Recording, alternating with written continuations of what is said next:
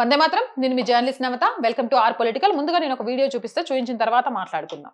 Rule the world again. No other faith has his morality. When we say America will be a Muslim country someday, inshallah, people look at us with skepticism.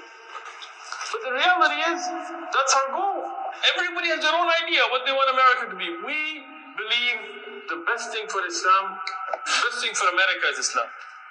Peacefully, with da'wah, not forcing anybody. We want to spread Islam. ఇంకొకసారి వినిపిస్తాను, ఎందుకంటే ఇది చాలా important. వీళ్ళ ఆలోచన ధోరణి ఎలా ఉంటుంది అనేది తెలియడం కోసం. Will rule the world again. No other faith has his morality. When we say America will be a Muslim country someday, inshallah, people look at us with skepticism. But the reality is, that's our goal. Everybody has their own idea what they want America to be. We believe the best thing for Islam, best thing for America is Islam. Peacefully, with da'wah, not forcing anybody. We want to spread Islam. ఇది Texas లోని ఒక Islamic సమ్మేళనంలో జరిగిన చర్చకు సంబంధించిన video. AIM memorial నుంచి ఎంఈఎంఆర్ఐ TV వాళ్ళు ఒక clip ని షేర్ చేశారు. ఆ క్లిప్ ని ఇప్పుడు నేను మీకు చూపించా.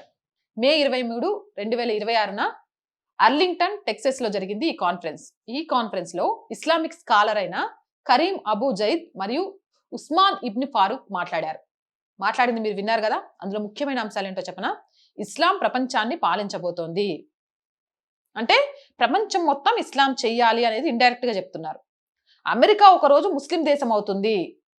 ఎలా అవుతుంది అంటే వాళ్ళు పథకం ప్రకారం అమెరికాను ఒక ముస్లిం దేశంగా మార్చడానికి ప్రయత్నాలను మొదలు పెట్టేశారు. ఇస్లాం ఉత్తమ నైతికత కలిగిన ఏకైక మతమని, ఇతర మతాల్లో అలాంటిది లేదని చెప్పారు. నైతికత, మొరాలిటీ ఇస్లాంలో. ఆశ్చర్యంగా ఉంది. దయ్యాలు వేదాలు వల్లిస్తున్నట్టు మొరాలిటీ గురించి మాట్లాడుతుంటే.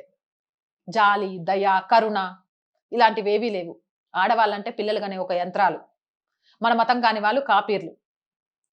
చిన్నప్పటి నుంచే పిల్లల్లో విద్వేషాలు, దేశం కంటే కూడా మతం గొప్పదని చెప్పే వైనాలు. ఇదా మొరాలిటీకి నిదర్శనం.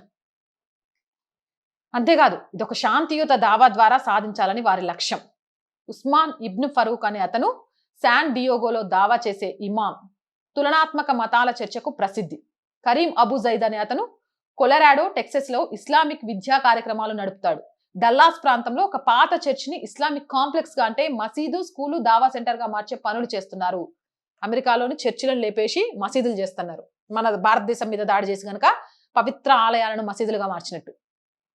మీకు విషయం తెలుసా, టెక్సస్ లో ముస్లిం జనాభా ఎంత ఉంటుంది తెలుసా? 42 లక్షలు. 42 లక్షల కంటే ఎక్కువ ఉంది టెక్సస్ లో. టెక్సస్ లో మన తెలుగు వాళ్ళు ఎక్కువ ఉంటారు. వారు ఇది తమ కోరిక మాత్రమే అని, బలవంతం కాదని చెప్తున్నారు. మత స్వేచ్ఛ, వాక్ స్వేచ్ఛ పేరుతో ప్రజాస్వామ్య దేశాల్లో ఇలా ఎలాగైనా మాట్లాడొచ్చు. కానీ వేరే మతస్థులు ఇదే విధంగా మాట్లాడడాన్ని ఇస్లామిక్ దేశాల్లో ఒప్పుకుంటారా అనేది ప్రశ్న. నేను పాకిస్తాన్ లో కూర్చోను, బంగ్లాదేశ్ లో కూర్చోను, లేకపోతే అరబ్ కంట్రీస్ లో కూర్చోను, నా కోరిక ఏదో ఒక రోజు ఈ ముస్లిం దేశాలన్నీ హిందూ దేశాలుగా మారిపోతాయని, ఆ దిశగా శాంతియుతంగా ప్రయత్నం చేయాలి అని మాట్లాడితే ఊరుకుంటారా? వాక్ స్వాతంత్రం అనే పేరుతోటి నోటికొచ్చింది మాట్లాడేయొచ్చా? కానీ ఒకటి ఏంటంటే, పగటి కళలు ఎప్పటికీ నెరవేరవు. అవునంటారా కాదంటారా? మీ అభిప్రాయం ఏంటి?